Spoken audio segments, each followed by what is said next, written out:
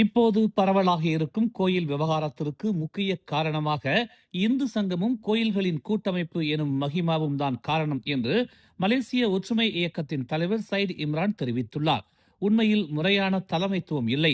முக்கிய விவகாரங்களை அடையாளம் கண்டு அதனை தீர்க்கும் வலிமை இந்து சங்கத்திற்கும் மகிமாவுக்கும் இருந்தும் அவர்கள் இதை செய்யவில்லை என்று சையத் இம்ரான் தனியார் ஊடகத்திற்கு வழங்கிய நேர்காணலில் தெரிவித்துள்ளார்.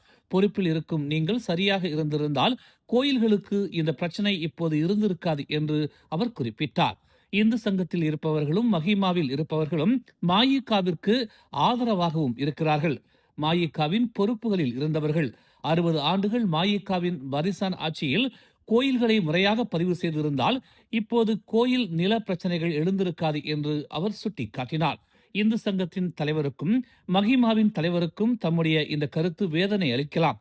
ஆனால் அவர்களுடைய பொறுப்பற்ற செயல் அவர்களை அவர்கள் பாதுகாத்தால் போதும் என்கிற சுயநலம்தான் இப்போது கோயில் பிரச்சனைகளுக்கு அடித்தளமாக அமைந்துள்ளது என்று சையத் இம்ரான் குற்றம் சாட்டினார். I nak tegur tentang persatuan kuil ni. Saya tak tegur yang bawah ni. Saya nak tegur Mahima dengan Hindu Sanggam. Yes. Saya minta maaf kalau you terasa dengan apa yang saya cakap. Bila you nak jadi satu leader, you kena pastikan bawah ni macam mana. Takkanlah selama ni you jadi presiden Hindu Sanggam ke atau Mahima ke, you tak check mana-mana yang tak register ni. Itu tanggungjawab you. Kalau you nak pegang satu tanggungjawab, maka you kena ambil tanggungjawab tu. Yeah.